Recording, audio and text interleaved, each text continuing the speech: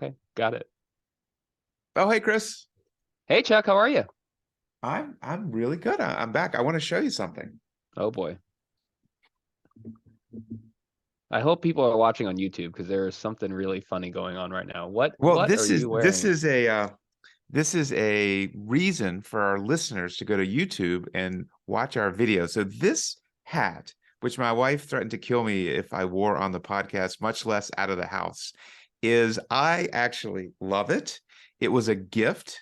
I participated in the Australian Hand Surgery Society meeting. I did it unfortunately virtually, and their thank you was this awesome hat. And I think we need to wear more hats. And I usually wear baseball caps, but this Outback kind of hat is awesome. And you can be honest. Should I wear this to work, Dr. D? I think that it would generate some interest.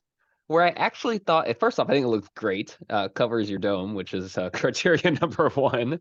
But I thought where you were going with this is I thought you were going to use this as a promo for the AOA annual meeting in Salt Lake City, where perhaps you were wearing that kind of hat because you're a cowboy, a ranchero kind of situation. Well, the subtleties of hatsmanship would say that this looks nothing like a cowboy hat, Dr. D. This is a classic.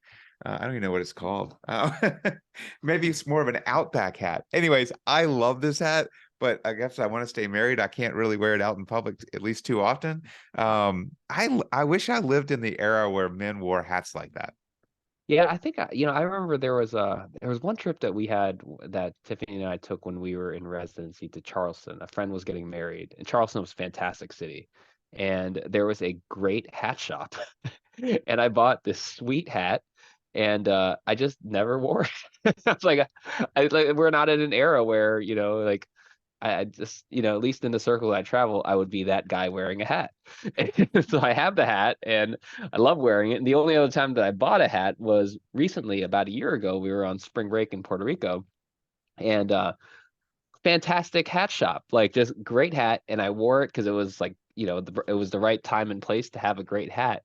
And then I brought it home, and then I was in Florida, and my father loved the hat, so he just wanted it. So well, no, he saw the picture on I sent him a family picture when we were in Puerto Rico, and he's like, "Can you get me one?" I was like, "Dad, we just like left San Juan, like we can't go back." He's like, "Well, just get me one." So I kept looking for one and couldn't find it. So eventually when I went to Florida, I just surrendered the hat to him because it was just easier than trying to find a new one for him. Well, that's one of my rules. When there's a great hat store in a city where we visit, I have to go.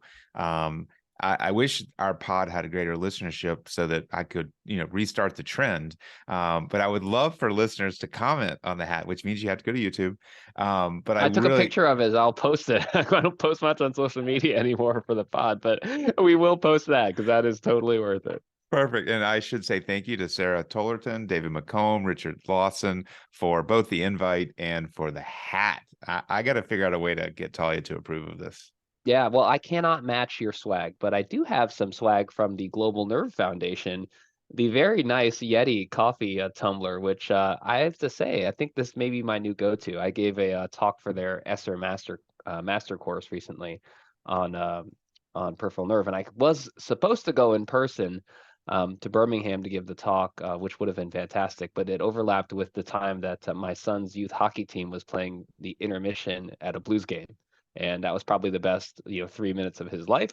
So I absolutely had to be there for that. So I gave my talk virtually. They were kind enough to let me do that, and hopefully next year they'll have me in the UK or one of their other spots. But my swag is not as fantastic as yours, but it's definitely appreciated and loved. Yeah, it may be more usable than mine. I will say to your assumption about why I was wearing the hat. I do have two meetings which I'm helping to host, and I will be really happy when both of them are over. I'm really looking forward to both of them. But Aren't they these within the span meetings, of like 2 months? they're in the span of 4 weeks. Yes, there's Oh the God. and it's the pandemic affected this, but there's the World Congenital Symposium, which I'm hosting with Ann Van Heest and Michelle James. And it is in Minneapolis because we thought it is a world meeting and there's a great international attendance. And if you haven't registered, the Hand Society has this on the website. The program's incredible. And if you do anything congenital, whether you're a surgeon or a therapist, this meeting is fantastic. So I hope you will join us. And that meeting's in mid-May, and then I am in charge of the American Orthopedic Association's annual meeting in Salt Lake City, which also will be good, more of a leadership theme, obviously, and hopefully you're going to be there. Well, I know you'll be there, but that should be a good meeting too. Yeah, no, that's fantastic. I'm always impressed by the numerous responsibilities that you are able to juggle. It's amazing, to be honest with you. And those are both going to be great meetings that I hope people are able to attend them. Especially that congenital one is going to be fantastic. And then the topics that you have lined up for the symposia at the AOA look incredible. So I know that a lot of people will be joining. Yeah, for sure. For sure. It'll be great. We have, I think, both of our favorite, I guess, thematic discussions, and that is the article that you used to write for the Journal of Bone and Joint Surgery on what's new in hand and wrist surgery. And you gave that up. I actually was asked to do it. It's a 3-year period. I actually asked to do it again, and I was told no. But I didn't even know that would be the case. But I emailed the editor in chief, Mark Swankowski, and I was like, "Hey, I would love to do this again." But honestly, because it is huge pain in the butt to do, and it's a lot of time. But it made me read, and I felt really good about my command of the literature for those 3 years. And I still obviously try to keep up. We have journal club. We read the journals and stuff, but I was really good those 3 years. So, but one of our colleagues, Deb Bohn, who I think does some work in the pediatric adolescent congenital world as well, and is actually at the University of Minneapolis, has done a fantastic job. I think this is her 2nd year doing it. Yeah, University of Minnesota. Deb is actually, along with Lindley Wall and Claire Mansky, the program chairs for this congenital meeting coming up in Minneapolis. And this article again is super well written and hits the high points. And there's so much that we can unpack that we'll see how far we can get with one episode, but it's probably going to be 2 episodes. And it really is a great, conversation starter, so to speak. Yes, absolutely. It actually brings back some memories of having all those articles strewn about on my desk here in the office, trying to figure out how the heck to incorporate all of them in a way. But like most of the JBJS, what's new in hand and wrist, it starts with carpal tunnel syndrome. It actually touches on some of the controversies, not controversies, but I guess evolutions that we talked about in our episode with the BSSH with Amy Moore and Dom Power. It sure does. I thought for sure you're going to say it starts with the most important topic in a hand surgery, and that is nerve. Yeah, I see the peds section back there, and I don't know if people are going to make it all the way back there. And there's It no is sports. The peds section, by way of space on the page, is I think triple the size of what I did. So, and no sports. Funny how that works. So the first article that she opens a little bit about talking about the CTS6, and some of the background articles for that. But she did talk about an article in which, using the CTS6 for both experienced and inexperienced providers, and I say providers specifically over telemedicine, that the CTS6 is easy and reliable to administer, suggesting maybe that the CTS6 could be used as a screening tool. Because I think most hand surgeons have accepted the CTS6. We've been doing it anyway, whether you formally calculate it or not. You have this kind of internal calculus anyway. What do you think about using this? This really, the CTS6 should be disseminated to primary care providers, and perhaps, physician extenders. Yeah, it's always a question, how do you spread that knowledge? And, we tend to speak in an echo chamber a bit amongst hand surgeons, but you are right. So you and I are both believers in the CTS6. I think both of us during the pandemic applied it over telemedicine and found it to be successful. And so this was a nice validation of our personal experiences. And I really like it. And I agree with you. It would decrease the frustration of patients being sent in either with too much information, like they've already gotten nerve studies when they didn't need them, or confused patients who clearly don't have carpal tunnel, but have been told that they probably do have carpal tunnel. Yeah, I would love to hear from listeners about how they've incorporated the CTS6 for those of you that have physician extenders, NPs and PAs in your practice. That's not something that we have at this time, but something we're probably looking at doing. And I think this would be a great tool for that part of it. I'm going to make a public March New Year's resolution. I need to put a dot phrase in my carpal tunnel counseling thing for the CTS6, just to make it easier for whenever we go back. So I'm doing so many ultrasounds now, it'd just be so easy. And that gets into some of the studies we're about to talk about. But I don't know if you dot phrase your CTS6 for every carpal tunnel patient or not. We have a dot phrase for it, but I don't do it. And you're right. It just makes you include all that information. That's a really good point. Let's do it. Maybe we'll. I have a consent dot phrase that I use for carpal tunnel. Maybe I'll just put that in for carpal tunnel release. Maybe I'll just put that in my dot phrase for carpal tunnel release. So yes, we're practice managing right now, live and on the air. It's a good suggestion. No better, no better time than the present to talk about it. So ultrasound, are you going to come around and just use an ultrasound? Because I guess we're already been told that maybe we don't even need nerve studies, but clearly people still get nerve studies, and we'll talk about that in a bit. But the ultrasound has seemed to continue to supplant the nerve studies in the isolated carpal tunnel syndrome patient.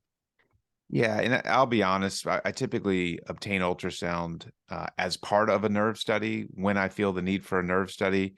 It's becoming increasingly clear that it should be the primary go-to unless there's, extenuating circumstances, which we can talk about. The literature is becoming really clear. Yeah, I think the missing piece before was, I think a lot of people needed to know, because I think the reason a lot of people still get nerve studies is not necessarily to confirm the diagnosis, it's to exclude a competing diagnosis or to know about a competing diagnosis. And also, and I've heard, pretty prominent nerve surgeons say this in national meetings, it's because they want something, some objective evidence to show that this was severe carpal tunnel syndrome or something along those lines before embarking on a surgery that is highly reliable, but not perfect. And some patients will be, perceptively or subjectively not better or worse after surgery. And they want something to fall back on in terms of objective measurement. I think this study that they are discussing here, looking at the cross-sectional area of the median nerve and showing how that corresponds or correlates to severity of electrodiagnostic findings is very helpful. And that was a study that John Fowler did. Yeah, these are good. The one that is also a Fowler study, or maybe it's the same one, where the first author is Charles, and that's in the Journal of Hand Surgery 2022.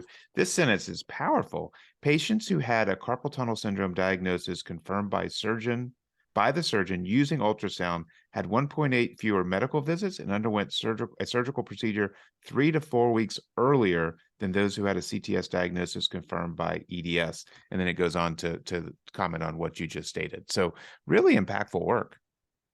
So we've talked about this a number of times. Do you think this is something where you would just send them maybe only for an ultrasound if you needed? What's come out in the last few years satisfy your desire or need to have something, even like in a work comp population? Do you think work comp would come around to this? Some people order it for work comp just to have the evidence. Yeah, I think so for me, and I guess I'm actually, this sounds crazy, another practice management discussion, personal discussion, but I think it'd be helpful for our listeners. So for me, if the CTS6 is clear carpal tunnel, highly likely, based on all the points and the like, I don't always feel the need to get a nerve study. In a work comp patient, I might still get that nerve study. I don't even know the mechanism for just getting an ultrasound for carpal tunnel syndrome diagnosis. Is that something you currently do? You will send a patient to our physiatry colleagues for an ultrasound assessment for carpal tunnel syndrome? You can. I just do the ultrasound. So I'll walk over, and if the ultrasound's available, I'll grab it. Sometimes it's not available, which actually is becoming an issue in our facility where I primarily see outpatients. But I'll do it myself.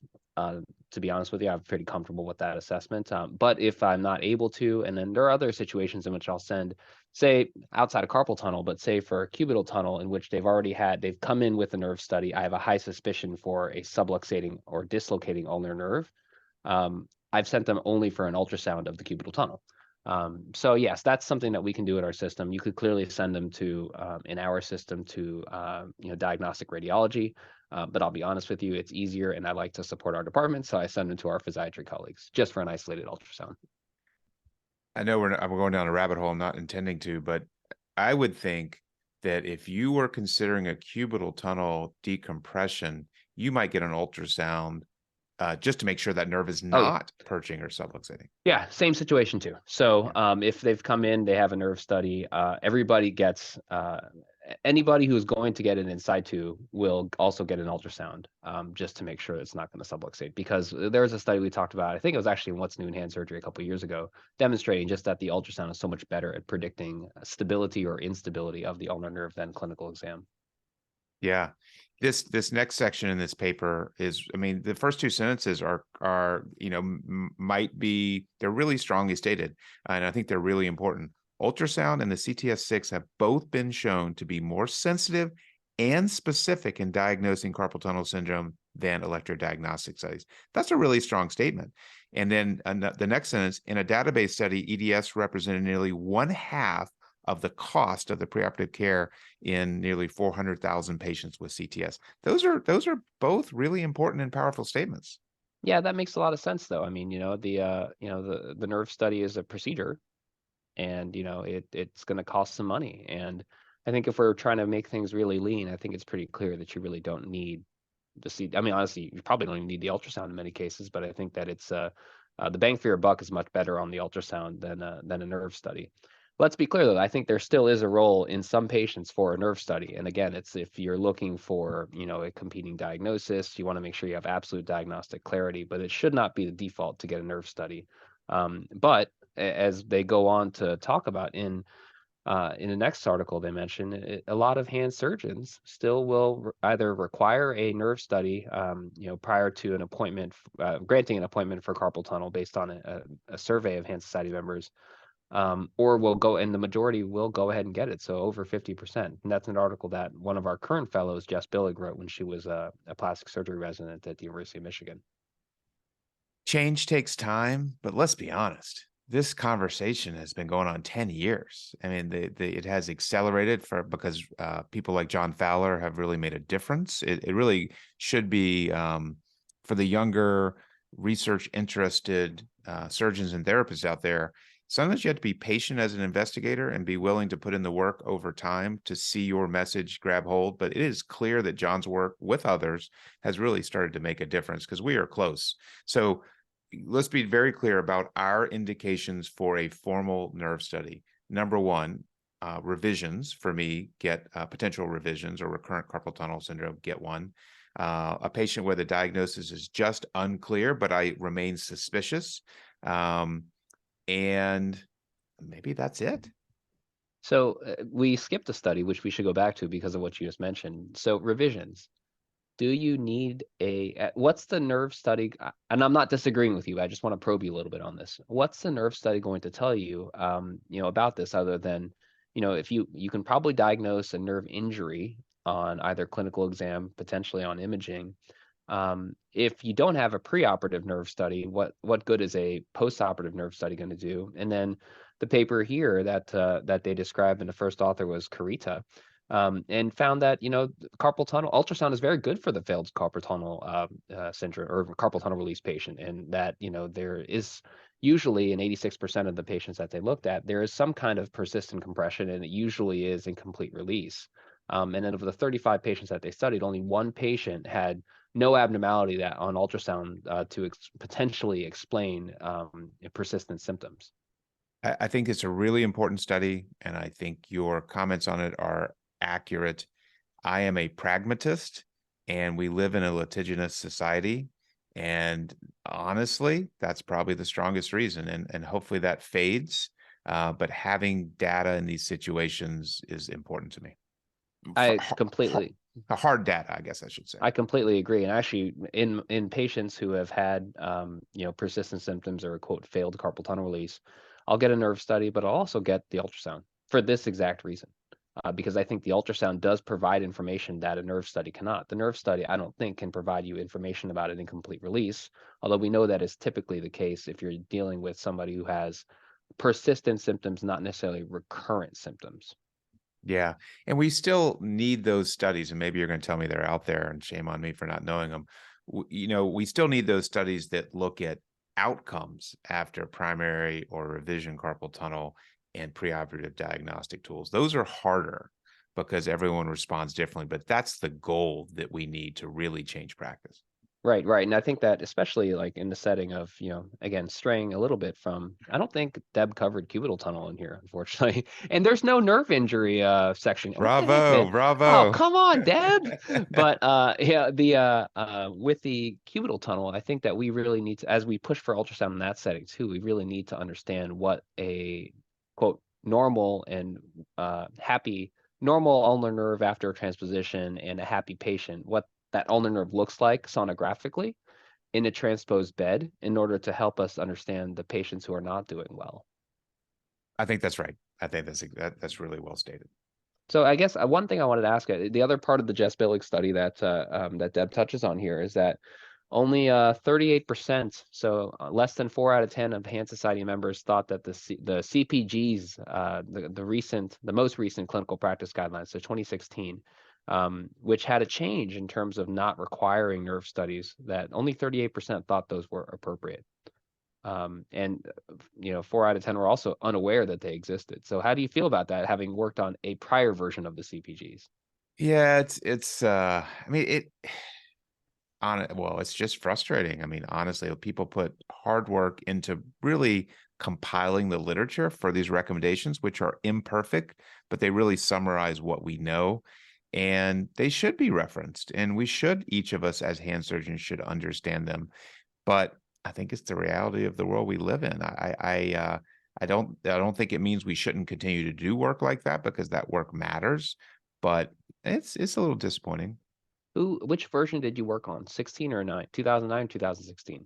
2009. I Okay. don't even remember my exact role. Again, I'm getting old, and that's been 13 years. But there were a couple of things about work comp and about nerve studies that were really important in each of these, that had, again, an impact, whether that was directly on patient care or on the attorney view of our care. There's some important work in there. Yeah, and it's a ton of work to do something like that. And it's expensive. I mean, to be honest with you, the Academy puts a lot of resources into these, and I think the Hand Society has contributes to that in terms of providing experts and everything. But the Academy puts a lot of money into this, so it is a little disappointing that a lot of people aren't aware of it. But I think that's the challenge of implementation science. So moving on. So do you use steroid injections for the treatment of carpal tunnel? I feel like depending on which specialties literature you read, you can either find evidence to damn it or to support it. Well, this is compelling research. Now, it's not to say anything negative about the paper, which I need to dive more deeply into. It's in Hand. It's not in Journal of Hand Surgery or JBJS, but the data that's reported are really unbelievable. So Lee Penn, and that's Ly-Pen, reported the long-term results of a randomized clinical trial of steroids versus carpal tunnel surgery, and the results are incredible. Equally effective results at 1 year, surgical procedures slightly superior at 2 years, and then with 90% follow-up from the original cohort at a mean of 6.3 years, therapeutic failure, defined as any further treatment, occurred in 11.6% of the surgical group, higher than I might expect, and 41.6% of the injection group. So that means that 58% of patients randomized to steroid injection needed no further treatment. That is really surprising to me. That is surprising, honestly. And I think that to look, and again, not to nitpick without going into details, but this is where looking at the details will matter. And I think both of us owe these articles a more of a review. But if you look at these 3 studies that this group has published, they reported their 1-year results, their 2-year results, and then their 3-year results. Their 1 and 2-year results were in fantastic journals. They were in very high impact journals. They were not surgical journals, but they were arthritis and rheumatism and rheumatology, which are incredibly competitive journals, in those specialties. And I don't know whether they put the 3-year, or excuse me, the long-term follow-up, the 6.3-year mean follow-up, in a surgical journal and specifically in Hand because they wanted surgeons to read it, or because it couldn't get into the other journals. Yeah, it's a really important question, and for better or worse, I think if they wanted a hand journal that people would read or see regularly, they might not have chosen that particular journal. Not to say anything negative about that journal, but yeah, it does speak to likely structural issues with the paper. And you and I will read it, and we can circle back with this group and discuss. Yeah, we should definitely deep dive into that topic. I guess we've talked so long for carpal tunnel and nerve. I mean, this is great. But we probably should. I don't know how do you feel about the amyloidosis topic, because we have reviewed that in Journal Club in terms of the potential role of the hand surgeon in screening for this condition, because there is a higher higher incidence of amyloidosis in patients with bilateral carpal tunnel syndrome? Yeah, it's there's only a few diagnoses where we as hand surgeons can make a difference big picture. We certainly feel, I feel really good about what I do every day, but as far as larger systemic issues, this is one of them. I see some in congenital where I can make a difference, and trying to understand the relationship between trigger finger carpal tunnel and amyloidosis is really important, and it can be helpful for preventing heart disease down the road, or delaying heart disease down the road for the patient. Do you, at this point, are you, if you, because the studies that we've seen have demonstrated that in patients who are with bilateral that carpal tunnel, that that's the population potentially to investigate. I've had one patient come in after the New England Journal came out. He was a cardiologist, specifically asking me to send tenosynovium, but I think that was because he's a cardiologist and he just knew. Do you ever send any samples? If there's any family history or anything else that makes me think amyloid, yes, but that means the vast majority of people know. And I don't think the recent work tells me the best way forward. And again, if any of our listeners feel differently, I would hope you would write in. But I think there is a growing body of evidence, but there's just still not a clear indicator for me about when to do that biopsy and send it for Congo staining. Absolutely. So before we close with trigger finger, we should thank our sponsors. Of course we should, because where would we be? Maybe I don't We'd know be where doing we. the same thing, to be honest with you. But the upper hand is sponsored by PracticeLink.com, the most widely used physician job search and career advancement resource.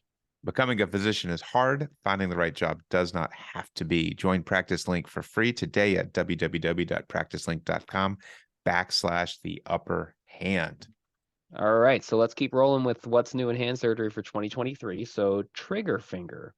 The dogma is that, at least what I was taught is that, patients who have PIP contracture are going to have a worse outcome after a trigger finger. Doesn't mean you necessarily don't do the trigger finger release.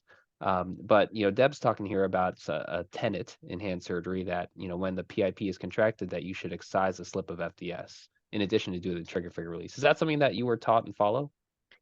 It didn't strike me as dogma that had been reinforced to me. And so while dogma can exist across institutions and in the literature, sometimes it's not that way. And I take out a lot of partial FDSs, so FDS slip excision in kids with trigger finger. It's not been a routine practice of mine in this situation. What about you? It's the same. So I was actually a little surprised to read that sentence. Not that I'm questioning it at all, because I mean, I think, like you said, that may be many hand surgeons may do that. The role for me for an FDS excision is somebody who has persistent triggering on the table, or afterwards, but in the Wallant setting, somebody who has it on the table, and you've already done a very thorough release, and you're wondering why it's still triggering. I totally agree. That's exactly the setting where I would immediately do it in an adult.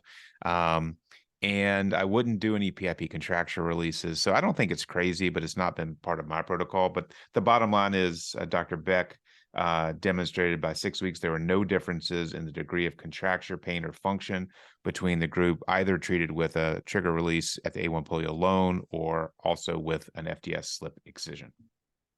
Yeah, and I think that makes an absolute a lot of sense. I mean, I think it's something where I will still counsel the patient, probably a little more cautiously if they've got a preoperative PIP contracture. But I'll be honest with you, that preoperative PIP contracture has probably been well tolerated up until the surgery. But you can still make them better by releasing their trigger finger.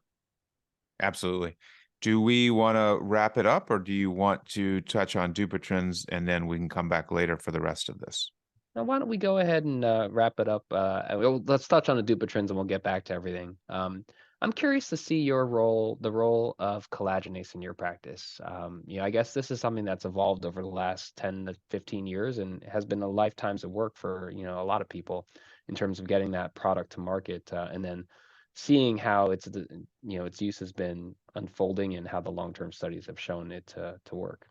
Well, as I think we've discussed on this pod, I respect the work that has been done in the development of the collagenase product.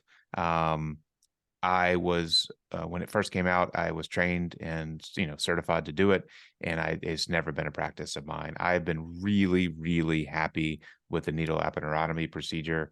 I do it regularly, and it's not perfect. There is no perfect treatment for this disease because we cannot cure it. But from the cost perspective, I've been especially happy with needles, and I believe you feel the same way.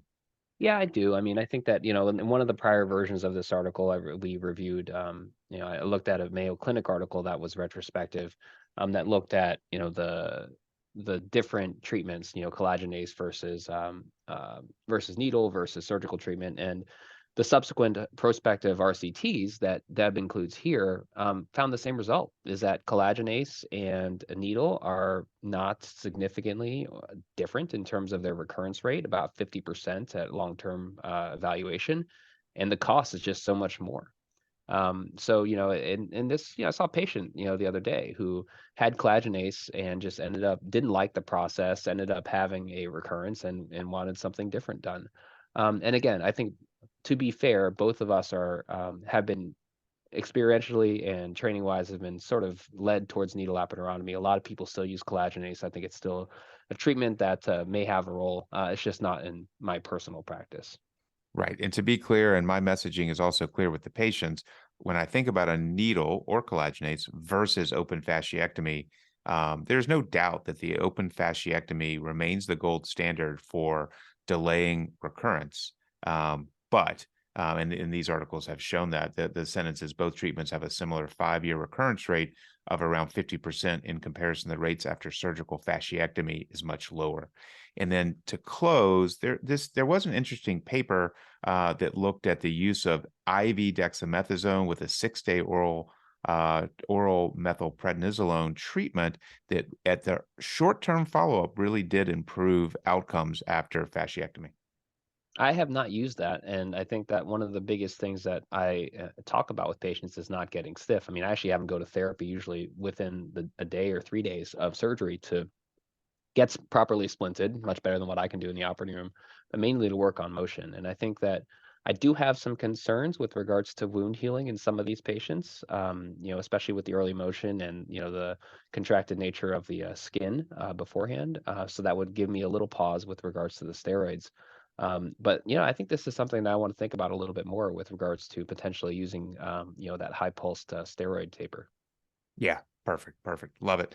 Thank you. I look forward to getting part 2 of this done in the near future and sharing it with the listeners of The Upper Hand. Yeah, absolutely. And if you're looking for the article, so it's you obviously can get it online if you go to JBJS, but it's in the March 15th, 2023 issue of JBJS. And, wonderful job, Deb, on this, and look forward to unpacking more of it. Absolutely. Have a good day. You too. Bye.